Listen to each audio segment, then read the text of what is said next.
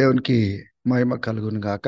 దాని బిడ్లారా, it has been quite a time that we had Bible study 2024లో. మనకు ఆ క్రిస్మస్ సీజన్, న్యూ ఇయర్ సీజన్లో అందరూ వేరే కార్యక్రమాలలో బిజీగా ఉంటారు కాబట్టి we could not have Bible study. We just held up the Bible study and we're back. మనము తిరిగి రోమిలకు రాసిన పత్రికలో we're back. But I don't know how many people, మీరందరూ కూడా ఎంత మీకు ఇప్పటి వరకు బోధించబడిందో, ఏం నేర్చుకున్నారో ఒకసారి మీరు రీక్యాప్ చేసినారో లేదో నాకు తెలియదు, కానీ I don't know what how you prepared yourself to come for this Bible study. ఏ రీతిగా మీరు వచ్చినారో నాకు తెలియదు, కానీ but whenever we have Bible studies, మన బైబుల్ స్టడీస్ ఉన్నప్పుడు ప్రీవియస్ ఎపిసోడ్స్ కానీ ప్రీవియస్గా ఏం చెప్పబడినాయో ఒకసారి మనం అందరం కూడా తిరిగి మనము సిద్ధపడి రీక్యాప్ చేసుకొని ఒకవేళ మనం రాగలిగితే it is going to be a great blessing for us. ఏదైతే చెప్పబడుతుందో దాంతో మనం చక్కగా కనెక్ట్ కాగలుగుతాము. సో ఇప్పుడు what we're going to do is we're going to meditate from Romans 9th chapter నుంచి మనము 11వ అధ్యాయం వరకు, 9వ అధ్యాయం నుంచి 11వ అధ్యాయం వరకు కంప్లీట్గా అపోస్తులైన పౌలు ఇజ్రాయెల్ యొక్క గతం గురించి మాట్లాడతాడు. ఆ దినాలలో అంటే ప్రెజెంట్ గురించి మాట్లాడతాడు, ఫ్యూచర్ గురించి మాట్లాడతాడు. సో ఈ విషయాలు మనం అర్థం చేసుకోవాలి. తను రెఫర్ చేసేటప్పుడు ఇస్రాయెల్ గురించి, తన యొక్క చరిత్ర గురించి మాట్లాడతాడు. తర్వాత ప్రెజెంట్ కండిషన్ గురించి మాట్లాడతాడు. ఫ్యూచర్లో దేవుడు ఏం చేయబోతున్నాడో ఈ యొక్క 9 అధ్యాయాల నుంచి 11 అధ్యాయం ఒక ప్యాకేజ్ లాంటిది అనమాట. So I don't want any of you to miss that point. It is like a package. కాబట్టి 9వ అధ్యాయం స్టార్ట్ చేస్తే 11వ అధ్యాయం ముగించే వరకు ఆపద్దు మీరు.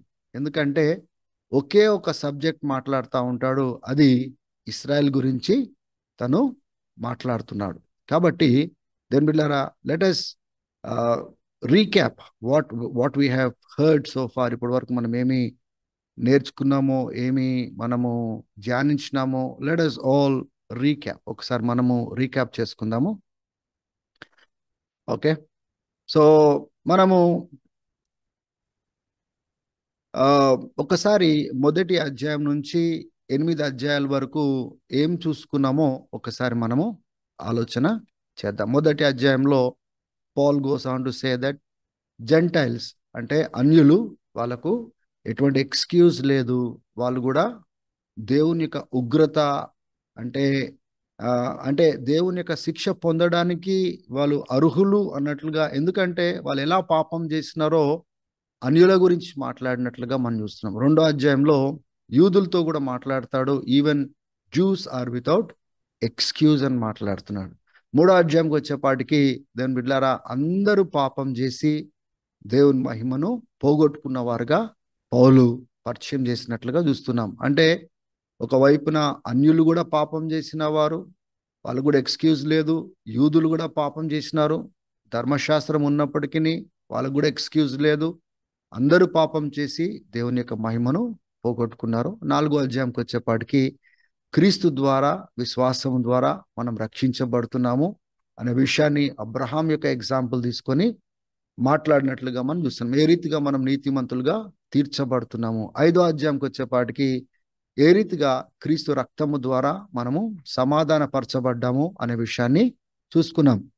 6వ అధ్యాయంలో మనం ఇప్పుడు రక్షించబడ్డాము, దేవునితో సమాధానపరచబడ్డాము, దేవుని యొక్క నిరీక్షణ మనం కలిగి ఉన్నాం గనుక మన యొక్క దేహమును, మన దేహంలో ఉన్న అవయవాలు, all the members of our body, we are supposed to submit to God or surrender to God or offer to God. దేవునికి మనము అర్పించుకోవాలి, దేవునికి మనము సమర్పించుకోవాలని అక్కడ నీతి సాధనాలుగా, పరిశుద్ధ సాధనాలుగా we need to offer ourselves as members.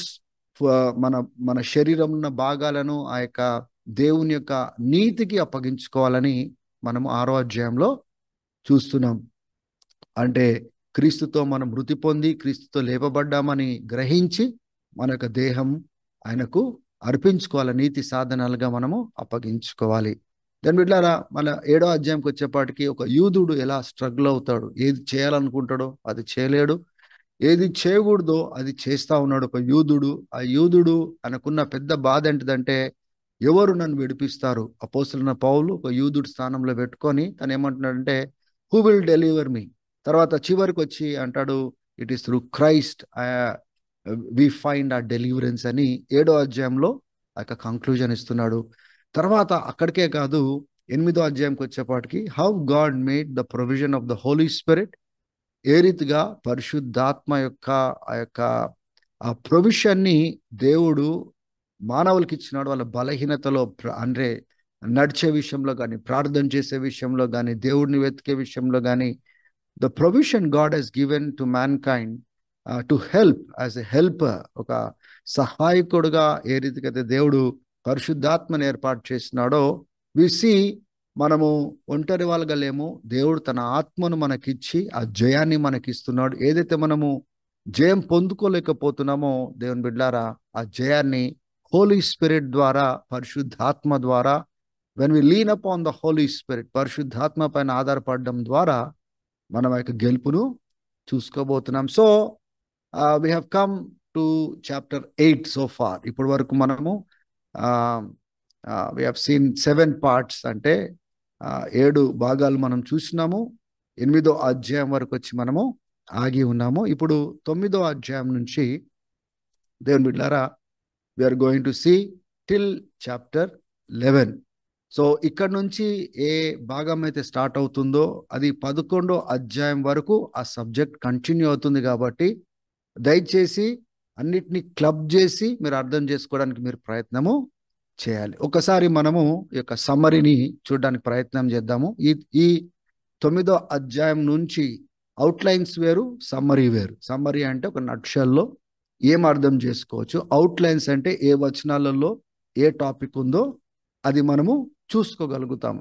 So let us see the summary of what actually Apostle Paul is trying to say as he was writing to the Romans.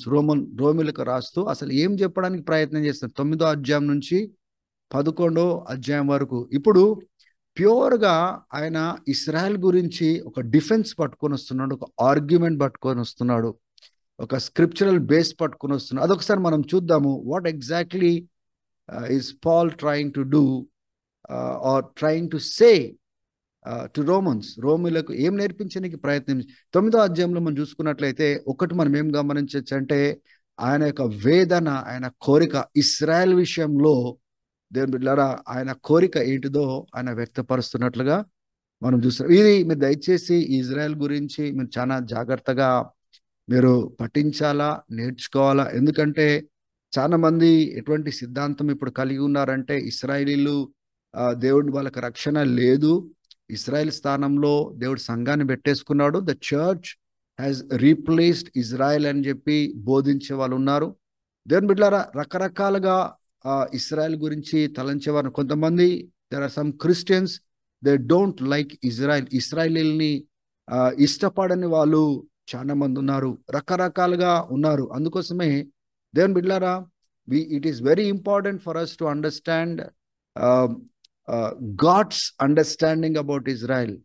పౌలు దేవుని యొక్క ఆలోచన ఏంటిదో అది వ్యక్తపరచడానికి ప్రయత్నం చేస్తా ఉన్నాడు. సో మనము బయట వాళ్ళు సాంప్రదాయాలు, డిఫరెంట్ వరల్డ్ వ్యూస్ ఉంటాయి ఇజ్రాయెల్ గురించి, వాళ్ళు ఏమంటున్నారో మనకు అనవసరం. కానీ దేవుడు తన యొక్క వాక్యంలో ఇస్రాయెల్ గురించి ఏం మాట్లాడుతున్నాడో అది మనకందరికీ చాలా ప్రాముఖ్యమైనది. సో ఇన్ చాప్టర్ ఇప్పుడు మనము we will learn the importance of Israel. Israel యొక్క పాత్ర ఏంటి ఈ చివరి దినాలలో, దేవుడు ఇస్రాయెల్ విషయంలో ఏం చేయబోతున్నాడో we need to understand. We know what is happening around us. ఇప్పుడు మన చుట్టుపక్కల ప్రాంతాల్లో అంటే ఇప్పుడు ఇస్రాయెల్ చుట్టూ ఏం జరుగుతుందో మనకు తెలుసు. ఎట్లా మిడిల్ ఈస్టర్న్ నేషన్స్ ఎట్లా వ్యతిరేకంగా నిలబడి ఎట్లా దాడి చేస్తున్నారు. ఆ గాజాలో హమాస్ కానీ, లెబనాన్లో ఉన్న హిజ్బుల్లా కానీ, యమన్లో ఉన్న హూతీస్ రెబల్స్ కానీ, ఇరాన్ ఈ ప్రాక్సీస్ అందరు కూడా ఏ రీతిగా గుమ్ముగూడి ఒకవైపున నార్త్ నుంచి ఆ టర్కీ, ఇప్పుడు ఈజిప్ట్ కూడా తయారవుతా ఉంది. అవన్నీ ట్యాంకర్స్ అన్ని మోహరించినారు. వాళ్ళకున్న ఇజ్రాయెల్కి ఉన్న ఇంకా ఈజిప్ట్కున్న యొక్క కాంట్రాక్ట్ని వాళ్ళు వాళ్ళు ఉల్లంఘిస్తున్నట్లుగా ఇప్పుడు వచ్చే న్యూస్ మనం చూస్తూ ఉన్నాము. ఇంకా చాలా భయంకరమైన పరిస్థితులు ఇస్రాయల్ విషయంలో, ఇస్రాయల్ చుట్టూ అంతా జరుగుతూ ఉంది దేవుని బిడ్డలారా. But what is God's plan for Israel? అందుకోసం ఈ 9th చాప్టర్ నుంచి 11th చాప్టర్ వరకు Paul is talking about the past of Israel, Israel యొక్క గతం గురించి మాట్లాడుతున్న, ప్రజెంట్ స్టేట్ ఆఫ్ ఇజ్రాయెల్ దాని గురించి మాట్లాడుతున్న, వాళ్ళ యొక్క స్థితి ఏంటిది, భవిష్యత్తులో ఏం కాబోతుంది, what is going to be the future of Israel, Paul is trying to explain to us. So ఇప్పుడు 9వ అధ్యాయం నుంచి 11వ అధ్యాయం వరకు what are the things that we can identify. ఒకటి ఏంటిదంటే there is a deep anguish. తన యొక్క హృదయంలో ఒక భయంకరమైన ఆవేదన, బాధ, నొప్పి, ఆశ ఇస్రాయల్ విషయంలో ఎలా కలిగి ఉన్నాడో అపోస్తలుడైన పౌలు వ్యక్తపరుస్తున్నాడు. అదే కాకుండా ఇస్రాయల్ విషయంలో, ఇజ్రాయెల్ రక్షణ విషయంలో ఆయన ఎలా ప్రార్థిస్తున్నాడో ఆయన ప్రార్థనను మనం చూడగలుగుతాము.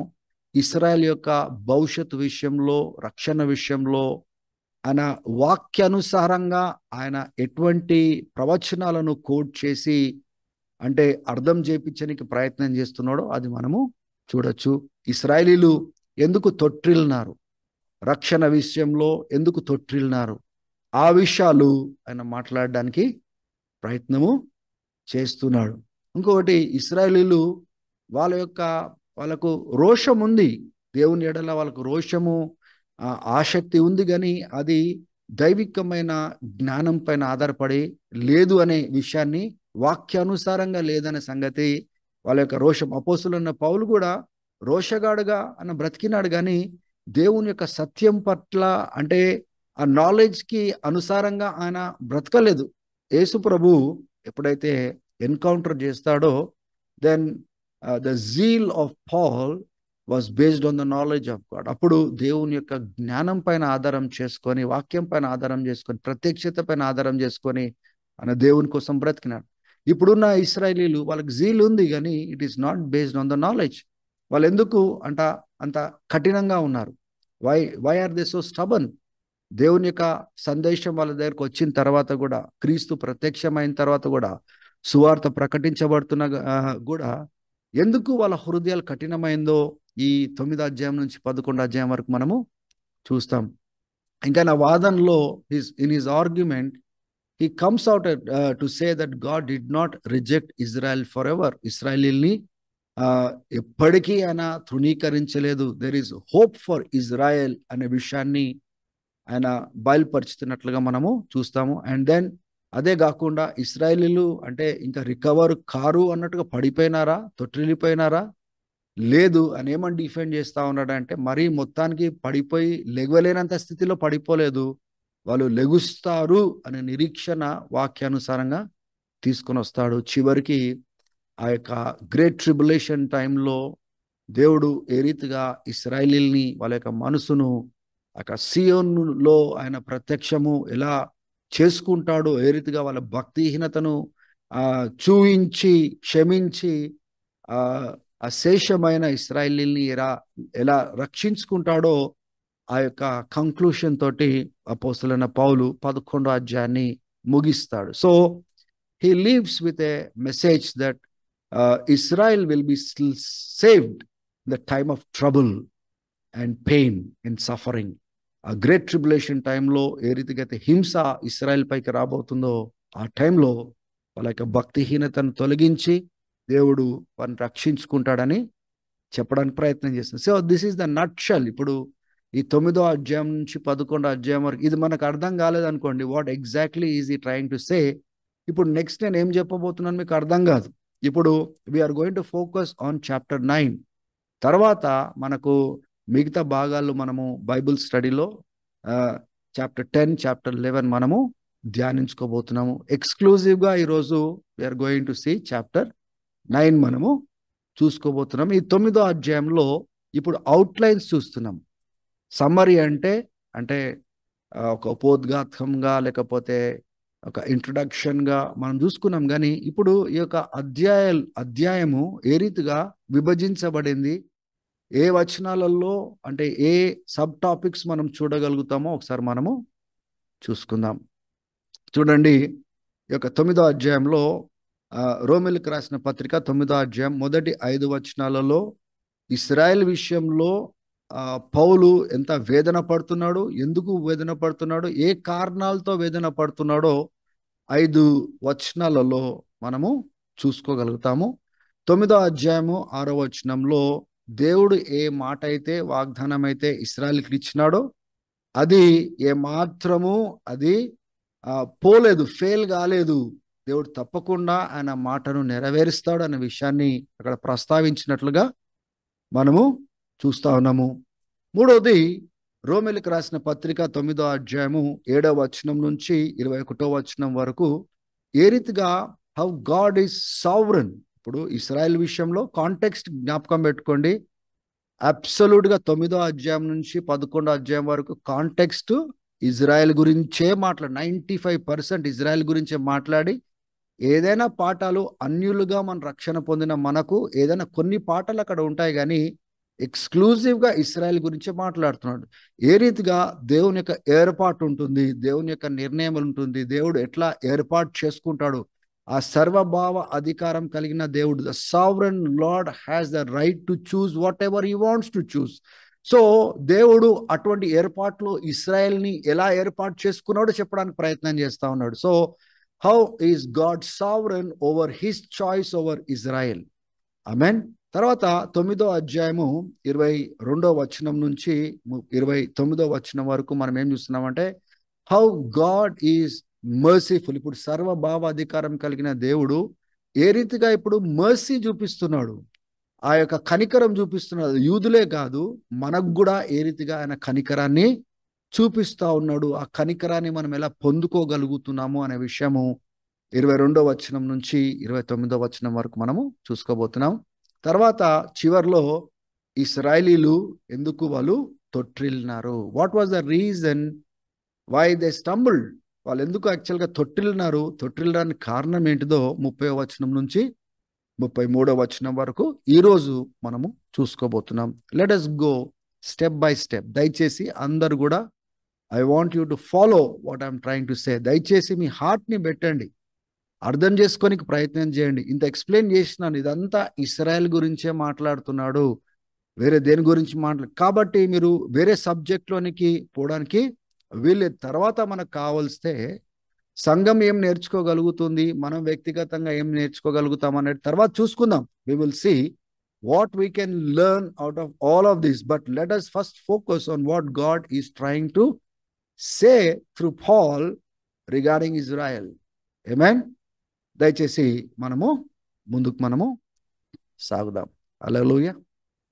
దేవుని మహిమ కలుగును గాక. ఈ మొదటి 5 వచనాలు మనం చూసుకున్నట్లయితే he is expressing not only his desire, ఆయన యొక్క ఆశ, తపన, కోరికనే కాదు, ఆయన ఏమని చెప్పడానికి ప్రయత్నం చేస్తూ ఉంటున్నాడంటే, నేను ఒకవేళ వీలైతే నా ప్రజల కోసము, నా వాళ్ళ కోసము, నా రక్త సంబంధుల కోసం ఒకవేళ క్రీస్తు నుంచి వేరైపోయినా పర్వాలేదు, వాళ్ళ కోసము అయినా పర్వాలేదు. వాళ్ళు అంటే ఆయన ఎంత వేదన పడుతున్నాడు.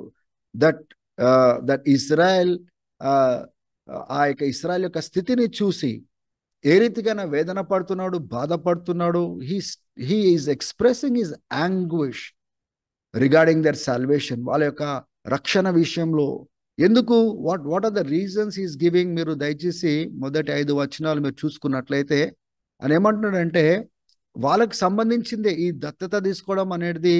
దేవుడు వాళ్ళని ఒక ఏర్పాటు చేసుకున్న జనాంగంగా చేసుకొని దత్తత తీసుకున్నది, అది ఇశ్రాయెల్కే సంబంధించింది. అది తర్వాత దైవికమైన మహిమలు, ఆ మహిమ ఆ ఇశ్రాయెల్కే చూపించినాడు, ఇశ్రాయెల్కి సంబంధించింది అది.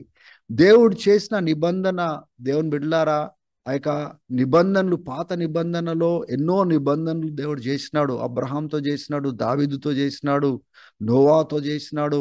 దేవుని బిడ్డలారా, lots of covenants that God made with people, and it is in the context of Israel. దేవుని బిడ్డలారా, అవి కూడా నిబంధనలు కూడా మనం చూసుకున్నట్లయితే అది వాళ్ళకి చెందిందే. ధర్మశాస్త్రము దేవుడు వాళ్ళని ఐగుప్తు నుంచి విడిపించి 400 సంవత్సరాల తర్వాత బయటికి తీసుకొని వచ్చి ఆ యొక్క సినాయి పర్వతం దగ్గర తీసుకొని వచ్చి ఆ ధర్మశాస్త్రము ఇచ్చింది కూడా యూదులకే ఇచ్చినాడు.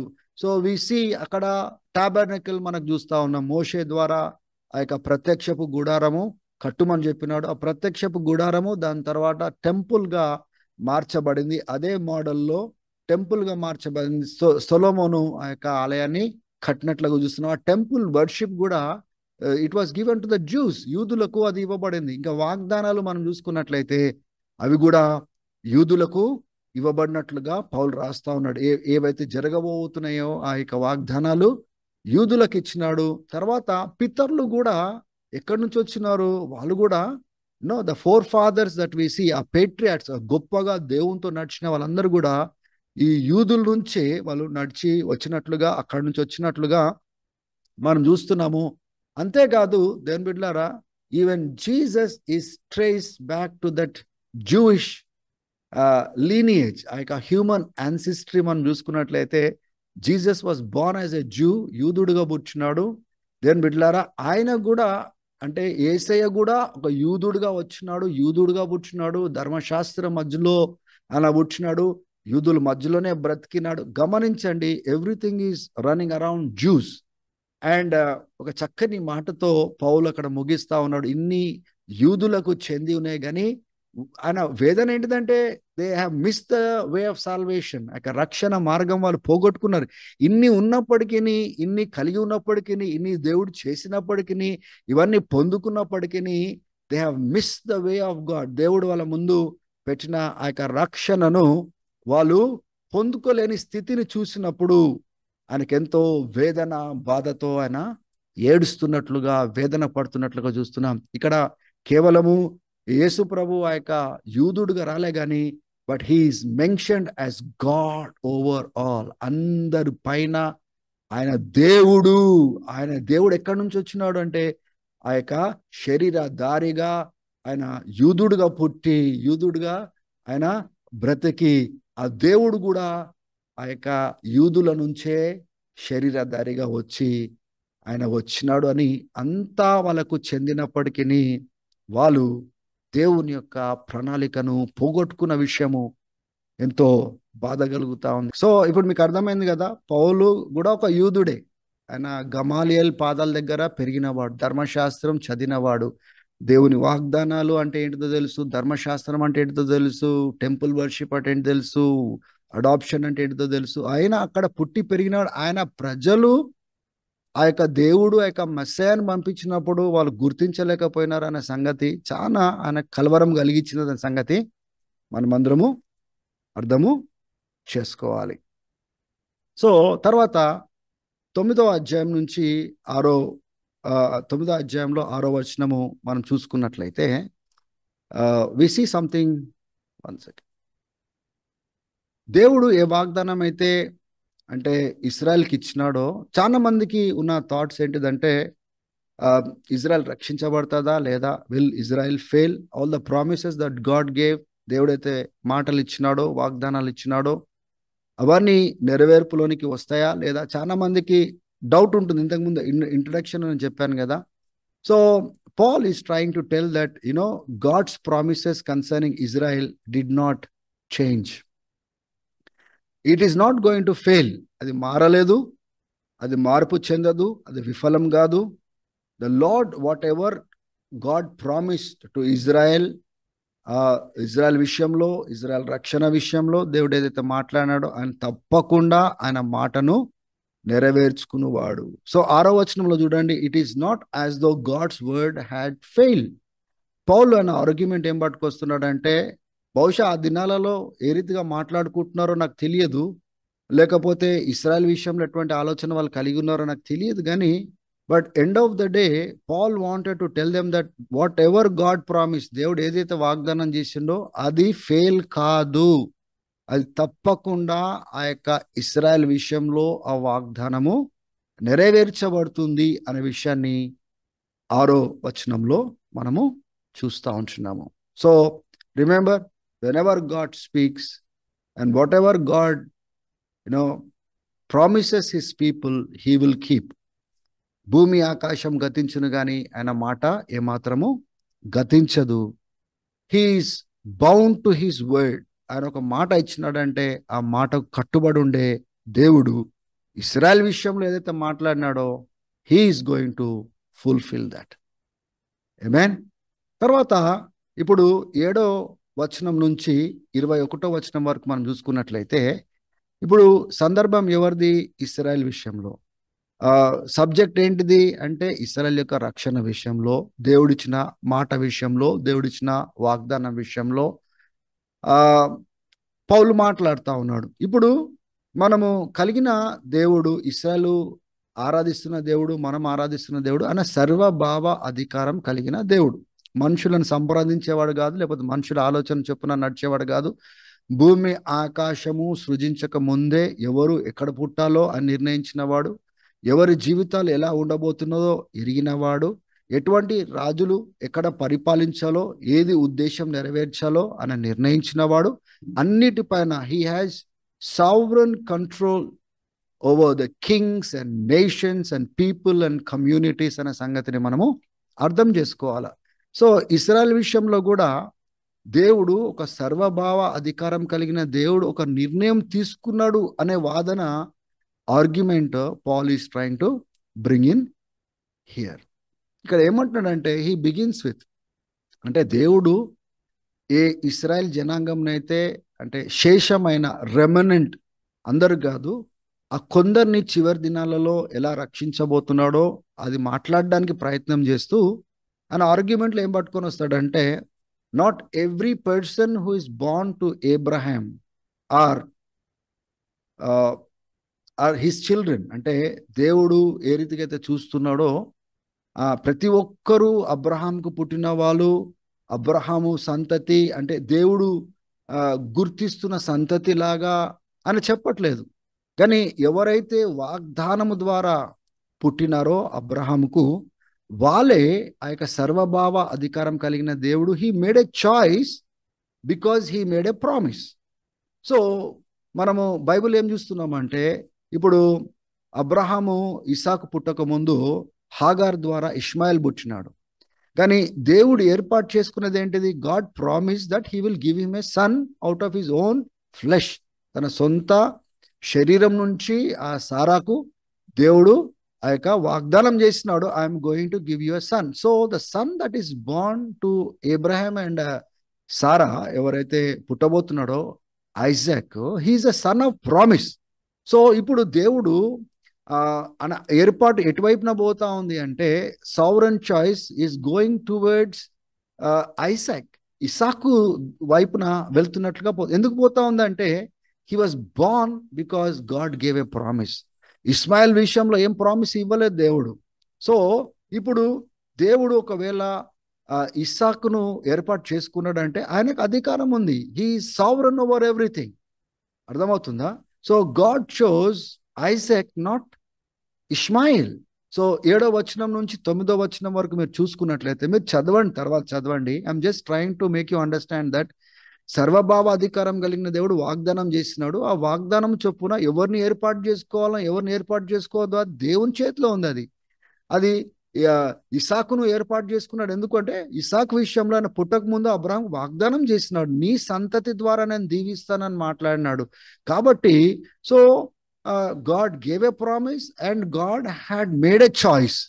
సో ఇసాకును ఏర్పాటు చేసుకున్నాడు, ఇష్మాయిల్ దేవుడు ఏర్పాటు చేసుకోలేదు. తర్వాత మనం చూసుకున్నట్లయితే అదే మనకు తర్వాత ఇసాకు ఎవరు పుట్టినారు మనం చూస్తాము, ఏసావు యాకోబు పుట్టినట్లుగా మనము చూస్తున్నాము. తర్వాత వాళ్ళిద్దరు కడుపులో ఉన్నప్పుడే, now see they were not even born. రెబెకాకు కడుపులోనే వాళ్ళు ఉన్నారు, ట్విన్స్ వీళ్ళిద్దరు. వాళ్ళు పుట్టక ముందే గాడ్ ఈస్ డిక్లేరింగ్, ఏమని డిక్లేర్ చేస్తా ఉన్నాడంటే that he has chosen Jacob and hated Esau. యాక్చువల్గా ఆ యొక్క హీబ్రూ భాషలో ఆ యొక్క హేట్ అనే పదము న్యూ టెస్ట్మెంట్లో గ్రీక్లో మనం చూసుకున్నట్లయితే యూనో అంటే ఏర్పాటు విషయంలో లెస్ అన్నమాట, లవ్ లెస్ అని దాని అర్థం అన్నమాట. ఇక్కడ ఏర్పాటు విషయంలో God had chosen Jacob and he has not chosen Esau. అంటే ఇప్పుడు ఎవరైనా తిరిగి దేవా నువ్వు ఎందుకు ఇట్లా ఏర్పాటు చేసుకున్నావు, ఆయననే ఎందుకు ఏర్పాటు చేసుకున్నావు, ఈయనకి ఏర్పాటు చేసుకున్నావు అంటే no, God has his own sovereign choice. దేవుడు ఎవరిని ఎలా ఏర్పాటు చేసుకోవాలా. ఇప్పుడు చూడండి, ఇసాకు తర్వాత గాడ్ చోజ్ జేకబ్. సో ఎందుకు ఏసావును నువ్వు ఏర్పాటు చేసుకోలేదు అంటే, no, this is about God sovereignty. దేవుడు ఆయన ఏ నేషన్ ని ఎలా దీవించాలనేసి ఎవరిని ఎట్లా ఏర్పాటు చేసుకున్నాడో, it is in the hands of God. We cannot speak back to God. దేవునితో మనం తిరిగి మాట్లాడడానికి మనం లేదు. దేవుడు ఏర్పాటు చేసుకున్నాడు అంటే ఏర్పాటు చేసుకున్నాడు అంతే. దేవుడు ఇస్సాకును వాగ్దానం ఇచ్చి ఏర్పాటు చేసుకున్నాడు అంటే ఏర్పాటు చేసుకున్నాడు. ఇస్సాకు ద్వారా యాకోబుని ఏర్పాటు చేసుకున్నాడు అంటే ఏర్పాటు చేసుకున్నాడు. That is how we need to respond to God.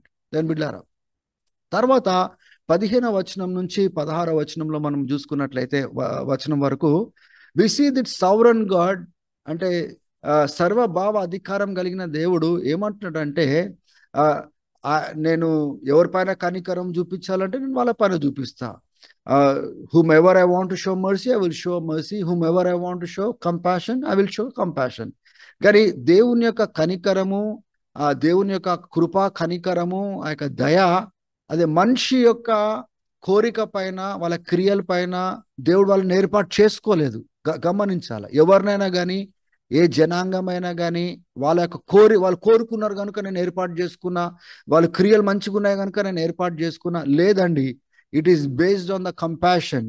ఆ దేవుని యొక్క కనికరం పైన, దేవుని యొక్క చిత్తం పైన, దేవుని యొక్క నిర్ణయం పైన ఆధారపడదు. It is based on the will of God, not on the will of man, who to be chosen and whom not to be chosen. So we cannot talk back to God and say that why did you have mercy on them and why we could not see things like this.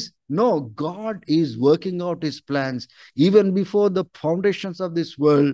Whatever God chose to do beforehand, ముందుగానే సిద్ధపరిచినవి ఆయన దాన్ని కదిలించుకుంటూ వెళ్తున్నట్లుగా మనం చూస్తున్నాం. Again we're coming back to the context of Israel.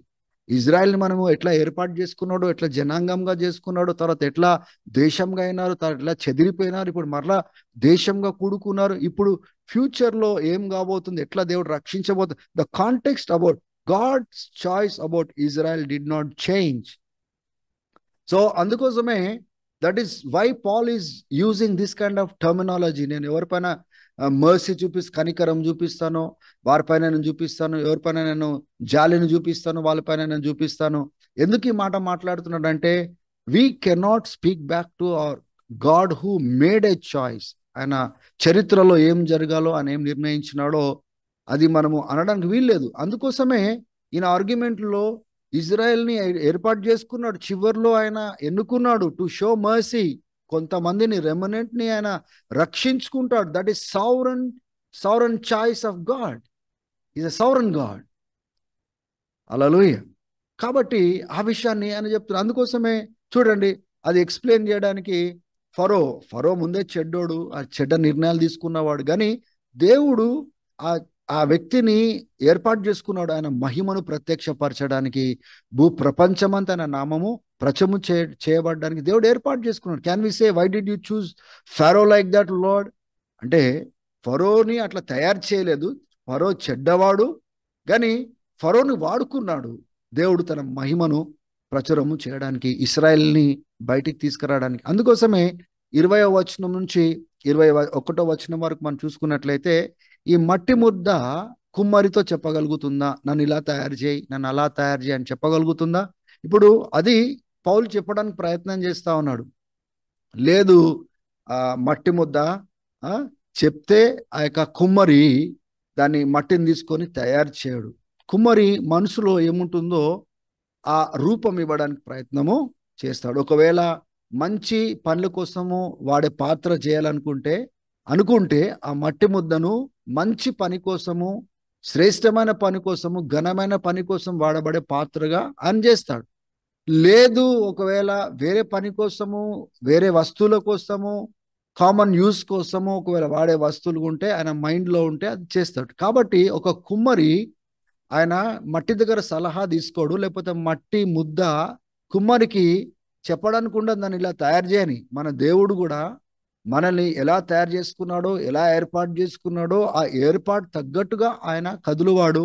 మన సలహా తీసుకొని మన కోరిక మేరన లేకపోతే మన క్రియల చొప్పున ఆయన ఏర్పాటు చేసుకున్నవాడు కాదు అనే సంగతిని అని అర్థం చేపిస్తా ఉన్నాడు. So we have seen how sovereign God is over the whole nation and how God is sovereign in his choice concerning Israel విషయంలో ఏదైతే ముందుగానే మాట్లాడి ఏర్పాటు చేసుకున్నాడో ఆ విషయంలో అది ఎప్పుడు కూడా విఫలం కాదు. It is not going to fail. God is going to fulfil what he has promised in future. రాబోయే దినాలలో ఏమైతే చేస్తాను ఇజ్రాయెల్ గురించి మాట్లాడినాడో అలా తప్పకుండా ఆయన చేసే దేవుడు అని ఎక్స్ప్లెయిన్ చేయడానికి ఇన్ని విషయాలు, ఇన్ని ఎగ్జాంపుల్స్ పౌలు తెలియజేస్తున్నట్లుగా మనం చూస్తా ఉన్నాం. తర్వాత మనము ఇదే అధ్యాయంలో విసి వర్స్ 22 నుంచి 29 వరకు మనం చూసుకున్నట్లయితే దేవుడు ఇప్పుడు ఏ రీతిగా తన కనికరాన్ని యూదుల విషయంలోనే కాదు, మనము అన్యులు జంటాల విషయంలో కూడా ఆయన కృప చూపిస్తా ఉన్నాడు. దేవుని బిడ్డలారా, ఆయన ఉగ్రత పాత్రలు వేరు, అంటే దేవుడు తృణీకరించిన వారిని ఆయన ఉగ్రత పాత్రలుగా ఆయన చూసే విధానం వేరు. దేవుని వైపున మరలే వారికి ఆయన కృప పాత్రగా, ఆయన కృప చూపించే పాత్రలుగా ఎలా చేసుకున్నాడు, మనల్ని ఎలా రక్షించుకున్నాడు, ఆయన కృప ఎంత గొప్పదో అని చెప్పడానికి ప్రయత్నము చేస్తా ఉన్నాడు. దేవుని బిడ్డలారా, in the same way God can choose to be patient to those who deserve wrath. అంటే ఉగ్రతకు పాత్రులైన వారి విషయంలో దేవుడు ఓపిక చూపిస్తా ఉంటే, దేవుని బిడ్డలారా, మనము మాట్లాడడానికి ఏమైనా ఉంటుందా? ఎందుకు నువ్వు అట్లా ఓపిక చూపిస్తున్నావు, వాళ్ళు చంపేసే, నాశనం చేసే, వాళ్ళని కాల్ చేసే, మనకి ఎట్లుంటుందంటే చాలా ఇంపేషెంట్గా మనం ఉంటాం కదా. But God is not like that. God is patient towards those who deserve wrath. ఉగ్రతకు పాత్రులైనప్పటికీ కూడా ఆయన ఎంతగానో ఓర్చుకోగలిగిన దేవుడుగా మనకు కనబడతా ఉన్నాడు. అండ్ ఆల్సో ఉగ్రత పొందుకోవలసిన వారికి దేవుడు కృపా కనికరం చూపిస్తే వాళ్ళు కృప పొందుకునే పాత్రలుగా వాళ్ళు తయారవుతారు. అదే విషయము మనం కూడా ఉగ్రతకు పాత్రలుగా ఉన్న మనల్ని కూడా దేవుడు ఏం చేసినాడు, కృపా కనికరములు చూపించినాడు అనే సంగతిని ఆయన చెప్పడానికి ప్రయత్నము చేస్తా ఉంటున్నాడు. So God did this to make his riches of his glory known to those who receive mercy, not only to the Jews but also to us Gentiles. దేవుడు తన మహిమను, కృపా కనికరములను కేవలం యూదులకే కాదు, అన్యులకు, మనకు కూడా ఆ కృపా కనికరము చూపించినాడు. దేవుని బిడ్డలారా, ఒకవేళ ఆ కృపా కనికరము చూపించడానికి దేవుడు ఇష్టపడలేదనుకోండి, ఈ దినము మనం ఎవరము కూడా రక్షించబడే వాళ్ళము కాదు. ఆయన క్రీస్తు ద్వారా మనల్ని రక్షించుకోవడానికి, కృప చూపించడానికి, చేర్చుకోవడానికి కేవలం యూదులే కాదు, మనకు కూడా దేవుడు ఆ కృప చూపించ. యాక్చువల్గా ఉగ్రతకు పాత్రలం మనము ఉగ్రత పొందే పాత్రులము, కానీ దేవుడు ఓర్చుకున్నాడు, సహించినాడు. ఆ యొక్క ఉగ్రతకు పాత్రులైన మనకు ద వెసల్స్ ఆఫ్ వ్రాత్ని దేవుడు ఏం చేసినాడు, మర్సీతో ఆయన అలంకరించినాడు, కృపా కనికరములు చూపిస్తున్నాడు, so that we can be saved. ఆ రీతిగా ఇప్పుడు అన్యులమైన మనము రక్షించబడతా ఉంటున్నాం అన్న సంగతిని మనం అర్థం చేసుకోవాలి. ఆమేన్, హల్లెలూయా. తర్వాత మీరు చూడండి, ఇప్పుడు మనం కూడా కృప పొందుకున్నాం కదా దేవుని బిడ్డలారా. We have received mercy. మనం ఆ టాబర్నకల్ దగ్గరికి మనం వెళ్ళినాము, ఆ టాబర్నకల్ గురించి మనం విన్నాము. We have seen lots of things, right? And there is something called mercy seat. అక్కడ రక్తము ప్రోక్షయించబడిన తర్వాత దేవుడు మనకు ఆ కృప చూపించడానికి ఎంత ఇష్టపడుతున్నాడో దాని గురించి మనం చూసినాము. క్రీస్తు ఏ రీతిగా బలి అయినాడు, ఆ యొక్క గొర్రె పిల్లగా వధించబడ్డాడు అన్న రక్తము ద్వారా అతి పరిశుద్ధ స్థలంలో ఆ మర్సీ సీట్లో he has sprinkled the blood. So we have received what mercy through Jesus Christ. అదే ఇప్పుడు అన్యుల విషయంలో ఏమని ప్రవచించబడింది ఒకసారి మనం చూద్దాం. What is Paul trying to say? How did Gentiles receive mercy from God? దేవుడు అన్యులకు ఏ రీతిగా కృప చూపించబోతున్నాడో గాడ్ స్పోక్ త్రూ హోషయా ద్వారా ముందుగానే ప్రవచించినాడు. 2వ అధ్యాయాన్ని మీరు రెఫర్ చేయండి, 23వ వచనంలో. తర్వాత 1వ అధ్యాయము 10వ వచనాన్ని మీరు రెఫర్ చేయండి. మీకు ఏం కనబడుతుందంటే, ఈ రోమిలకు రాసిన పత్రిక 25వ వచనం నుంచి 9వ అధ్యాయము 25వ వచనం నుంచి 26వ వచనం వరకు పౌలు ఏం చెప్తున్నాడో you can go back and refer in Hosea chapter 2 verse 23, chapter 1 and verse 10. Hosea ఏమంటున్నాడు? సో ఎవరి గురించి మాట్లాడుతున్నాడు Hosea? He's talking about gentiles, people who are not Jews, యూదులు కాదు. వాళ్ళ గురించి ఏం మాట్లాడు? I will call them my people who are not my people. నా ప్రజలు వారు కాదు, కానీ నా ప్రజలను పిలుస్తున్నాను. I will call them my loved ones. నేను ప్రేమించబడుతున్న వారని పిలుస్తున్నాను వాళ్ళని. వాళ్ళు ప్రేమించబడేవారు కాదు, వాళ్ళు బయట వాళ్ళు. 26వ వచనంలో చూడండి, in the very place where it is said to them you are not my people. ఎక్కడైతే ఈ రీతిగా రాయబడి ఉందో, ఆయన వాళ్ళ గురించి చెప్పబడి ఉందో, మీరు నా ప్రజలు కాదు, they will be called the children of the living God. అక్కడ ఆ ప్రజలే జీవం కలిగిన దేవుని బిడ్డలుగా పిలువబడుతున్నారు. This is all because of God's sovereign will and choice. అని ఏమి నిర్ణయించినాడంటే క్రీస్తు ద్వారా వాళ్ళని తన ప్రజలుగా చేసుకోవడానికి, తన బిడ్డలుగా చేసుకోవడానికి. ప్రజలు అని పిలువబడిన వాళ్ళు ఇప్పుడు దేవుని ప్రజలని పిలువబడుతున్నారు. జీవం కలిగిన దేవుని బిడ్డలుగా పిలువబడుతున్నారంటే look at how God prophesied in Hosea. ముందుగానే మన గురించి, అన్యులు, ఈ అన్య దేశాలలో ఉన్న ప్రజలందరి గురించి దేవుడు ముందుగానే ఎలా నిర్ణయించుకున్నాడో, ఎలా రక్షించుకోవాలని సువార్త ద్వారా, ఆ సువార్త ప్రకటించడం ద్వారా ఏ రీతిగా కృపా కనికరములు చూపించడానికి దేవుడు ఇష్టపడ్డాడో ముందుగానే. Look at how sovereign God is over the whole nation and people. Even God wanted the Gentiles to come. ఇప్పుడు శిష్యులకు కూడా చెప్తా ఉంటున్నాడు, పరిశుద్ధాత్మను మీరు పొందుకున్న తర్వాత యూదయలో, సమరయలో, తర్వాత యూదయలో, in Jerusalem, Samaria, Judea and ends of the world take this gospel అంటున్నాడు. యేసుప్రభు రాకడలో from 4 corners God is going to gather all the people. You know why? Because of the mercy God had shown to all people through Jesus Christ. క్రీస్తును ఇచ్చినప్పటికీ యూదులు తృణీకరించినారు. క్రీస్తును ఇచ్చినప్పుడు అన్యులు ఏం చేస్తా ఉన్నారంటే అంగీకరిస్తా ఉన్నారు. And they are being saved. So God made a choice to save the whole mankind through Jesus Christ. But only people who have accepted the gospel have come to the Lord. ఎవరైతే సువార్తను అంగీకరించినారో వారు మాత్రమే వాళ్ళు రక్షించబడతారు. పేతురులో మనం చూస్తాం, 2 పేతురు 3వ అధ్యాయంలో, it is not God's will that people perish. అందరూ నశించిపోవడము దేవునికి ఇష్టం లేదు. అందరూ రక్షించబడి ఆ క్రీస్తును అంగీకరించాలని అని దేవుడు కోరుతున్నాడు. అందుకోసమే క్రీస్తు యొక్క రాకడ ఆలస్యం అవుతున్నట్లుగా అక్కడ పేతురు గారు మాట్లాడుతున్నట్లుగా మనము చూస్తా ఉన్నాం. So remember church, you are not a Jew, but God spoke through prophets. Especially ఇక్కడ మనం హోషేయని చూస్తా ఉన్నాము. He spoke about us. He will call us. మనల్ని ఏమని పిలుస్తారంటే మై పీపుల్ అని పిలుస్తాం. We are not his people. We are not Jews.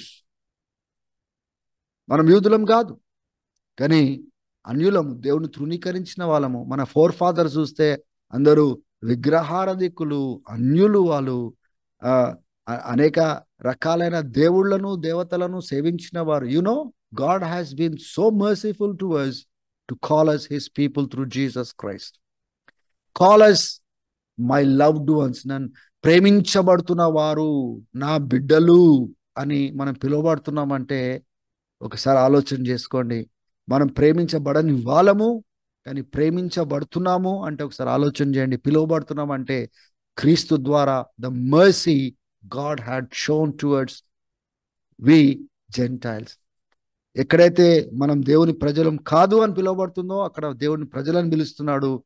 జీవం కలిగిన దేవుని ప్రజలను పిలుస్తున్నాడు. What an amazing grace of God. This one word, this one scripture is enough to spend our time in the presence of God and thank the lord for the mercy. ఆయన చూపించిన కనికరము, ఆ యొక్క సర్వభావాధికారం కలిగిన దేవుడు ఆయన చిత్తంలో ఇది తలంచనట్లయితే, ఈ రీతిగా ఏర్పాటు చేయనట్లయితే దేవుని బిడ్డలారా, today we would have been destroyed by today.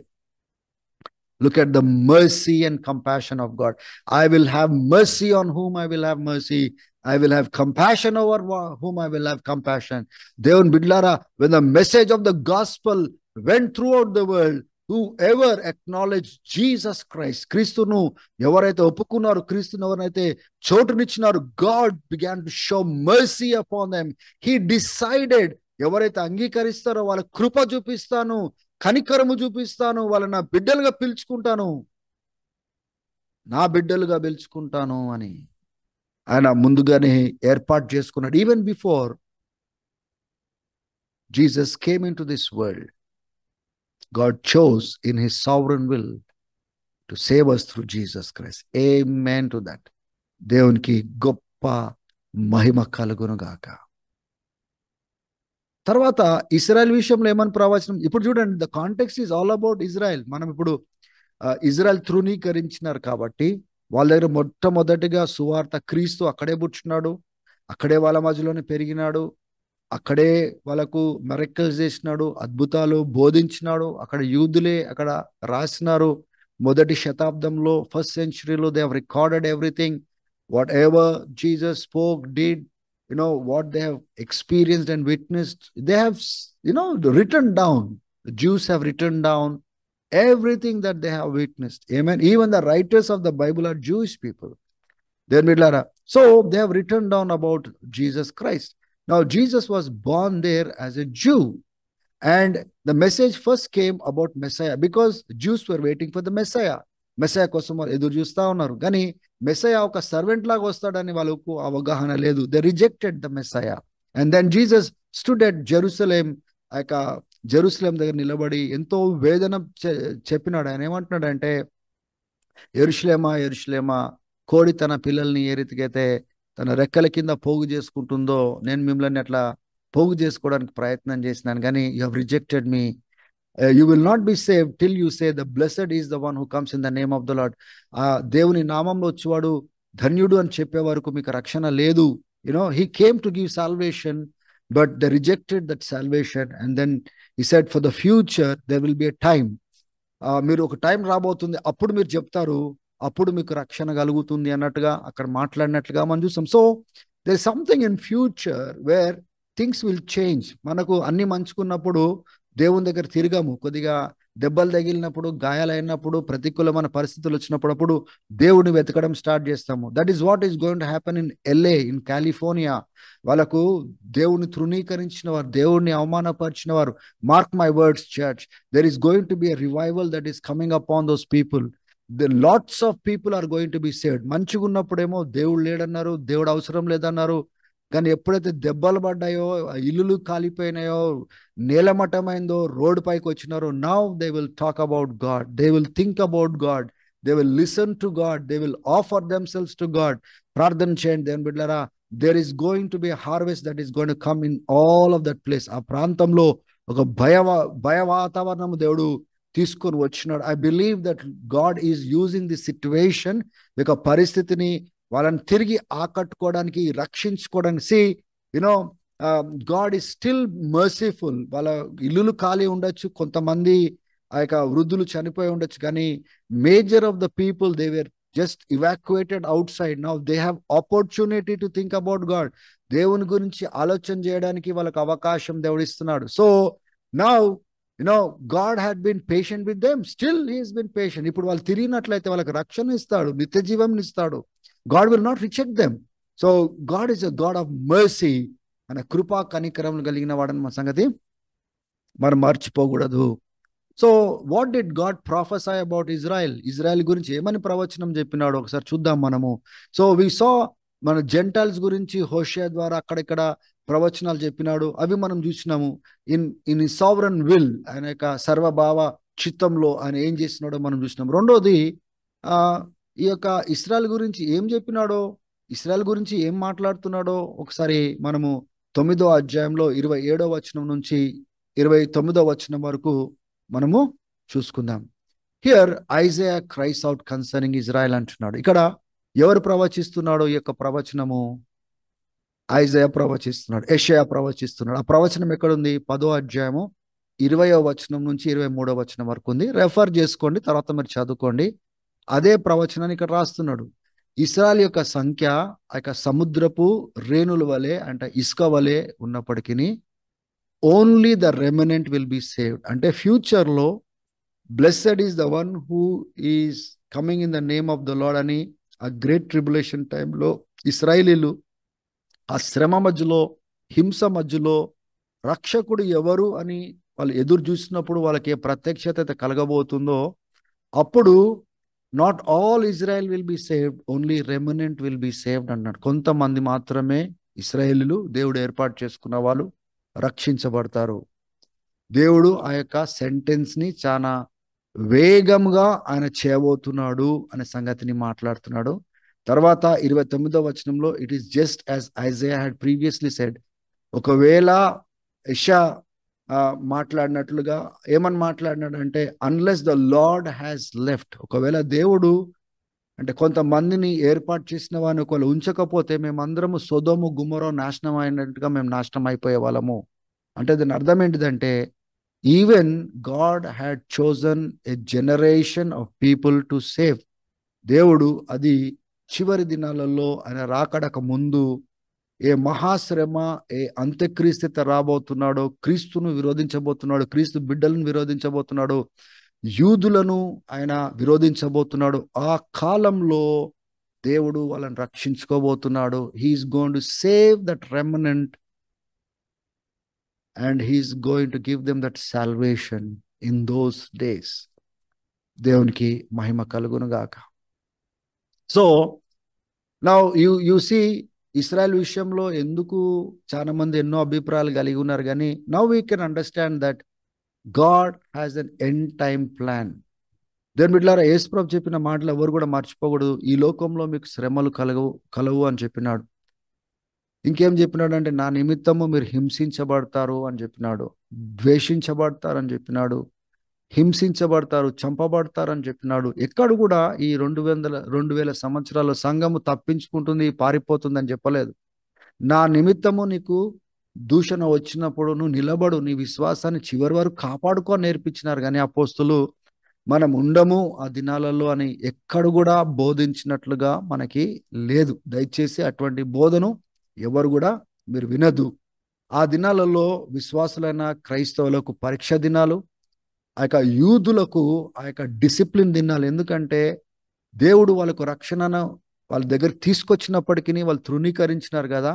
అప్పుడు దేవుడు ఇశ్రాయేలీల్ని ఆ చుట్టుపక్కల ఉన్న దేశాలకు అప్పగించి క్రమశిక్షణలో పెట్టి ఎప్పుడైతే వాళ్ళు మొరపెడతారో, వాళ్ళు రక్షణ కోసం ప్రార్థన చేస్తారో వాళ్ళు రక్షించబడతారని లేఖనాలు చెప్తా ఉన్నాయి. సో దేవుడు అందరి కోసం, యూదుల కోసం చనిపోయినాడు ఒకటేసారి, అన్యుల కోసం చనిపోయినాడు ఒకటేసారి. ఆయన రాకడలో ఒకటేసారి అన్యులమైన మనల్ని రక్షణ పొందిన మనల్ని ఆయన పోగు చేస్తాడు. యూదుల్లో ఉన్న వాళ్ళని కూడా, రక్షించబడిన వారిని కూడా ఆ టైంలో పోగు చేస్తాడు. So God is going to bring 2 things together and is going to put in 1 basket. ఆ రీతిగా దేవుడు ఆ యొక్క హార్వెస్ట్ ని 4 మూలల నుంచి దేవుడు తీసుకురాబోతున్నాడు అనే సంగతిని మనము జ్ఞాపకం తెచ్చుకోవాలి. So there is going to be a remnant of people of Israel who are going to be saved. దయచేసి గమనించండి, there is no news without Israel today. మీరు ఏ ఛానల్ పెట్టండి, ఇజ్రాయెల్ పేరు లేకుండా న్యూస్ లేదు. దేవుని బిడ్డలారా, the whole world is going around Israel. United nation is speaking about Israel. They don't like Israel. Israel అంటే వాళ్ళకి ఇష్టం లేదు. వాళ్ళకు ఇజ్రాయెల్కి వ్యతిరేకంగా వాళ్ళ శాంక్షన్స్ ఎన్ని తీసినారంటే, ఈ యొక్క టెర్రరిస్ట్ నేషన్స్ కి వ్యతిరేకంగా తీసిన శాంక్షన్స్ కంటే ఎక్కువగా 100% ఇస్రాయెల్కి వ్యతిరేకంగా తీసిన. ఇవన్నీ జరుగుతున్నప్పటికీ, ఇస్రాయెల్కు విరుద్ధంగా జరుగుతున్నప్పటికీ, హేయకరమైన జరుగుతున్నప్పటికీ, బాధాకరమైన జరుగుతున్నప్పటికీ కూడా the nations have rejected Israel. ఎంత యాంటీ సెమిటిజం అంటే సెమైట్స్ అంటే ఇస్రాయెల్కి పెట్టిన పేరు అనమాట. యాంటీ సెమిటిక్ అంటే యూదులను అసహించుకునేవారు, తృణీకరించేవారు. ఈ కాలంలో మనకి చాలా క్లియర్ గా దేవుడు చూపిస్తున్నాడు ఎటువంటి నేషన్స్ ఇజ్రాయెల్తో నిలబడ్డాయి, ఏ నేషన్స్ ఇజ్రాయెల్ ని తృణీకరిస్తున్నాయి, ఎన్ని నేషన్స్ ఎగబడనికి చూస్తున్నాయి, నాశనం చేయనికి చూస్తున్నాయో మనము చూస్తున్నాం. Iran is playing a vital role. కానీ what is going to happen down the line we do not no.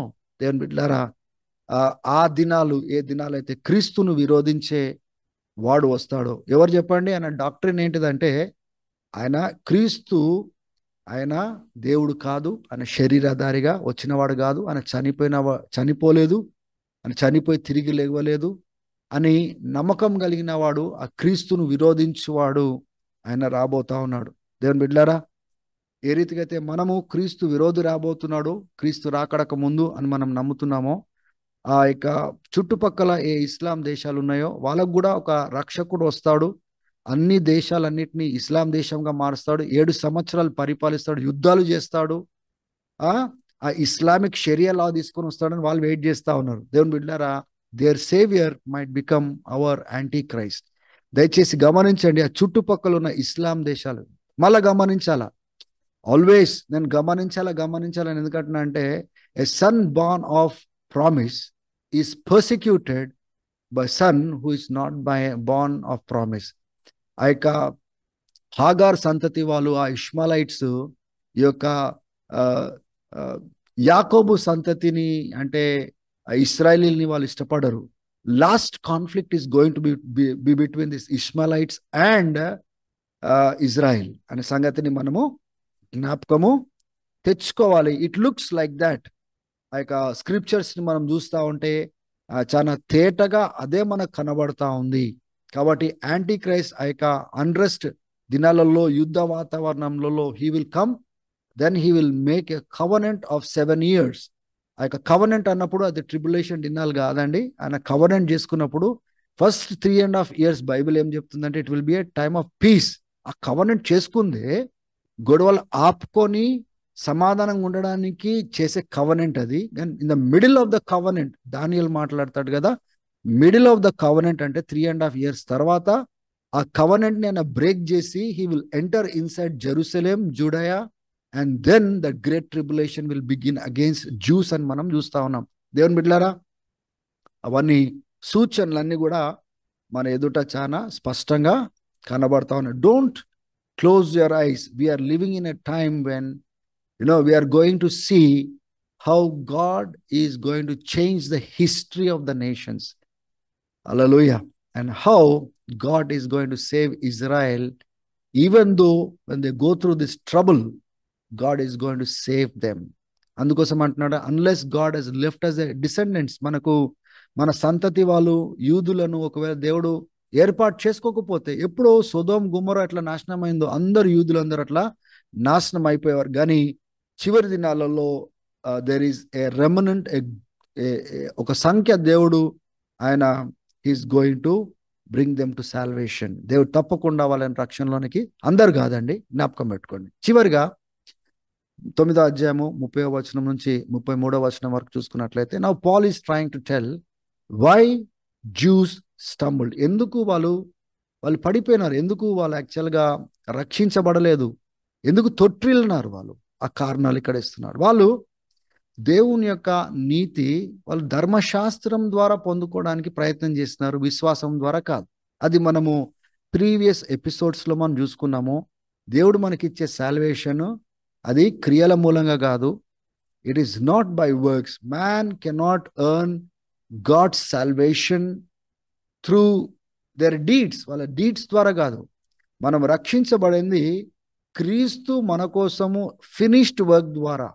There is nothing that we have to work to earn salvation. మనం కేవలం విశ్వాసం పెట్టాలి. దేవుడు మనకు అనుగ్రహిస్తున్న ఆ కృపను మనము స్వీకరించాలి. By faith we are saved and we are counted righteous. We cannot create our own righteousness by our deeds. మన మంచి క్రియలు సాల్వేషన్కి దారి తీయవు. This kind of doctrines are there everywhere.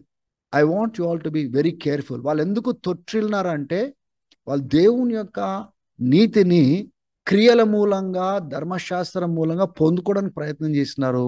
That is why they failed, not by faith. విశ్వాసం మూలంగా. ఇప్పుడు ధర్మశాస్త్రము అబ్రహాం తర్వాత 400 సంవత్సరాల తర్వాత వచ్చింది. But how was Abraham counted as righteous? By faith. So all who walk by faith are counted righteous. Amen. So that was how God planned to give us salvation, not by our good deeds. Mana kriyal mulanga gaadu. Let me tell you again and again, if somebody is teaching you by your good deeds you can earn salvation ante, even Hindus believe that, even Muslims believe that, either also other religions believe that no man can earn their salvation. Okavela మనము మన క్రియల ద్వారా నీతిమంతులుగా తీర్చబడి salvation పొందుకోగలిగితే, there was no need for the Son of God, Jesus Christ, who is God above all, to come into this world to die for us. మనం చనిపోవలసిన అవసరం లేదు. He died because we cannot attain God's righteousness. దేవుని యొక్క నీతిని మనము సొంతగా పొందుకోలేం గనుక ఆయన నీతిని it has been imputed on us. అది మన పైన వేయబడినది, ఇవ్వబడింది, కప్పబడింది. God has covered our sins and has forgiven us and has put us the garment of righteousness. Hallelujah. Not by works, not by anything that we have done, just by believing and having faith in what Jesus had done for us. వీళ్ళు ఎందుకు fail అయినారంటో ఆ కారణంతో వాళ్ళు fail అయినారు. హల్లెలూయా. ఏ రాయి దగ్గరైతే వాళ్ళు కట్టబడాలో ఆ రాయికి తట్టుకొని వాళ్ళు పడిపోయినారు. What was that rock? 33వ వచనంలో మనం చూస్తాము, దేవుడు ఒక రాయిని అక్కడ పెట్టినాడు, ఆ రాయికి తట్టుకొని వీళ్ళు పడిపోయినారు. నిలబడాల, ఆ రాయి మీద నిలబడాలని దేవుడు కోరుకున్నాడు. We know that God laid a stone in Zion, but it became a stumbling block for them because they did not believe. వాళ్ళు నమ్మలేదు, అందుకోసమే తొట్టిల దేర్ అన్బిలీఫ్. జ్ఞాపకం పెట్టుకోండి, ఇశ్రాయేల్ యొక్క అపనమ్మకము ఏం చేసింది? రాయికి తట్టుకొని పడేటట్టుగా చేసింది, కానీ రాయి మీద నిలబడేటట్టుగా రక్షణ పొందేటట్టుగా చేయలేదు. అందుకోసము వాళ్ళు తొట్టిల్లినారు. వాళ్ళ అవిశ్వాసము ద్వారా దేవుడు ఏ రీతిగా నీతిమంతులుగా తీర్చడానికి క్రీస్తును పంపించినాడో అది తృణీకరించడం ద్వారా they could not be saved, they stumble. వాళ్ళు తొట్టిల్లినారు. అదే విషయాన్ని మనం 32వ వచనం నుంచి 33వ వచనం వరకు మనము చూస్తూ ఉంటున్నాం. హల్లెలూయా. So far we have seen that God has a plan for Israel, and that God wanted to save Israel, but they did not believe the message of Jesus Christ. దేవుడు నీతిమంతులుగా క్రీస్తు ద్వారా చేస్తున్నాడు, క్రీస్తును పంపించినాడు, క్రీస్తే మెస్సయ్య అని they did not believe, they stumbled. But the gospel came to Gentiles. మన దేశాలకు గాస్పల్ వచ్చింది. మనమందరము ఆ కనికరాన్ని మనం పొందుకున్నాం. ఇప్పుడు మనమందరం కనికరం పొందుకున్నాం కాబట్టి ఇశ్రాయెల్కి కనికరం లేదు అనడానికి లేదు. In the end days you will see God saving Israel and అంటే ఇజ్రాయెల్ని, యూదులను, అన్యులను, అంటే రక్షణ పొందిన యూదులను, రక్షణ పొందిన అన్యులను he's going to make them as one common unit and one family when he comes the second time. Hallelujah. So today we have only seen chapter 9. 9వ అధ్యాయం మాత్రమే మనం చూస్తా ఉన్నాము. మొదటి 5 వచనాల్లో Paul's anguish for Israel and their salvation. వాళ్ళ ఇశ్రాయెల్ విషయంలో ఆయనకున్న వేదన, బాధ, ఆయన కన్నీరు, ఎంత దుఃఖం ఉందో. ఎందుకంటే అన్ని వాళ్ళకు కలిగినప్పటికీ వాళ్ళకి రక్షణ లేదే, దేవుడు ఇన్ని చేసినప్పటికీ రక్షణ లేదే అని బాధపడుతున్నారు. ఒకప్పుడు ఆయన కూడా అట్లా ఉండే కాబట్టి వాళ్ళు ఏం పోగొట్టుకుంటున్నారో ఎంతో బాధను ఆయన యాక్చువల్గా వ్యక్తపరుస్తున్నట్లుగా మనము చూస్తూ ఉంటున్నాము. తర్వాత what ever God promised to save Israel, it did not fail. అది వాగ్దానము, అది విఫలం కాలేదు, ఫెయిల్ కాలేదు. తప్పకుండా దేవుడు నెరవేరుస్తాడు అనే వాదన పట్టుకొని వస్తున్నాడు. దేవుడు సర్వభావాధికారం కలిగిన వాడు. ఆయన ఏ రీతిగా అయితే ఇశ్రాయెల్ని ఏర్పాటు చేసుకున్నాడో ఆయన యొక్క సర్వభావ అధికారంలో God is going to save Israel because he is a sovereign God and he made a choice to save Israel. So that was Paul's argument. God in his sovereignty, he will save Israel. God made a choice. Amen. And we cannot speak against God's sovereign choice. Why did you do this? Why did you? We cannot do that. God in his sovereign wisdom chose a certain time for Israel to be saved. అందుకోసమే you know Jews can receive mercy and Gentiles can receive mercy. Then బిడ్లారా, మనం ఆ కృపా కనికరములు పొందుకున్నాము. దేవుని బిడ్డలుగా పిలువబడుతున్నాము. జీవం కలిగిన దేవుని బిడ్డలుగా మనం పిలువబడుతున్నాం. క్రీస్తు ద్వారా God showed mercy. Hallelujah. So we have seen the prophecies. ఆ యొక్క అన్యులమైన మనల్ని ముందుగానే మనము రాకముందే, క్రీస్తు రాకముందే మనల్ని ఆయన బిడ్డలుగా చేసుకోవాలని ఆశపడ్డాడు దేవుని బిడ్డలారా. అదే రీతిగా యూదులను కూడా ఆశపడుతున్నాడు. He wants to show mercy. Is a God of mercy. And finally we have seen that why Israel stumble. వాళ్ళు ఎందుకు తృణీకరించినారు, ఎందుకు పడిపోయినారు? వాళ్ళు అర్థం చేసుకోలేకపోయినారు. దేవుని యొక్క నీతి మార్గం అర్థం చేసుకోలేకపోయినారు. దేవుడు ఎట్లా రక్షించాలని రక్షించాలని కోరుకున్నాడో అర్థం చేసుకోలేకపోయినారు. దేవుని బిడ్డలారా, they have rejected Christ and the righteousness through Christ. ఆ క్రీస్తును, ఆ క్రీస్తు ద్వారా మనకు అనుగ్రహించే నీతిని తృణీకరించినారు కనుక దేవుని బిడ్డలారా, they have stumbled. But even though they stumbled, Paul's argument ఏంటిదంటే the Lord will save them. ఒక టైం రాబోతుంది. ఇశ్రాయేల్ యొక్క చరిత్రను మనం చూసుకున్నట్లయితే ఎప్పుడైతే వాళ్ళు పాపం చేస్తారో, దేవుని తృణీకరిస్తారో, God hands over them to the neighbouring kings and nations. అప్పుడు ఆ యొక్క బాధలో, వేదనలో వాళ్ళు మొరపెట్టినప్పుడు God is to rise saviours, రక్షకులను లేవనెత్తుకొని దేవుడు వాళ్ళని రక్షించేవాడు అనమాట. So something like that is going to happen in future. And God is going to, ఏ రెమినెంట్ని అయితే దేవుడు ఏర్పాటు చేసుకున్నాడో, ఆ చిన్న గుంపును దేవుడు రక్షించుకోవాలని కోరుకున్నాడో, the time of great tribulation that is coming up on the whole earth. ఈ భూమి పైన ఎప్పుడు అటువంటి దినాలు లేవు, రావు, ఎప్పుడు జరగలేదు. అది భూమిపైకి రాబోతా ఉన్నాయి. దేవుని బిడ్డలారా, we need to prepare our selves. ఇశ్రాయేలు అప్పుడు రక్షించబడబోతున్నారు. అనేక విశ్వాసులు, అన్యుల నుంచి వచ్చిన వాళ్ళు భ్రష్టులు కాబోతున్నారు. They are going to lose their faith because they are not prepared very well. వాళ్ళు సరైన బోధలో కట్టబడట్లేదు. వాళ్ళు దేవుని వాక్యం సరిగా ఎదగట్లేదు. When trouble comes, when the testing comes, they will fall away. అందుకోసమే దేవుని బిడ్డలారా, there is going to be a strange paradox. అక్కడ వాళ్ళని రక్షించుకుంటా ఉంటాడు దేవుడు. వాళ్ళు దేవుని వైపున తిరుగుతూ ఉంటారు. ఈ శ్రమలకు తట్టుకోలేక చాలా మంది విశ్వాస భ్రష్టులు అవుతారు. క్రీస్తు ఇచ్చిన గొప్ప రక్షణను పోగొట్టుకునే స్థితిలోకి వస్తారని బైబిల్ గ్రంథం చెప్తా ఉంది. కాబట్టి let us B very careful. Let us walk with God. దేవునితో నడుస్తాము, జాగ్రత్తగా ఉందాం, విశ్వాసం కాపాడుకుందాము. తన విశ్వాసం చివరి వరకు కాపాడుకున్న వాడే రక్షించబడినని బైబిల్ చెప్తా ఉంది. Let us keep our faith till the end. God bless you all. దేవుడు మీ అందరిని దీవించును గాక. నెక్స్ట్ సెషన్లో we are going to go deep into chapter 10, maybe దేవుని చిత్తం అయితే chapter 11, but today we are going to close in chapter 9. May God bless you. దేవుడు మీ అందరినీ దీవించును గాక.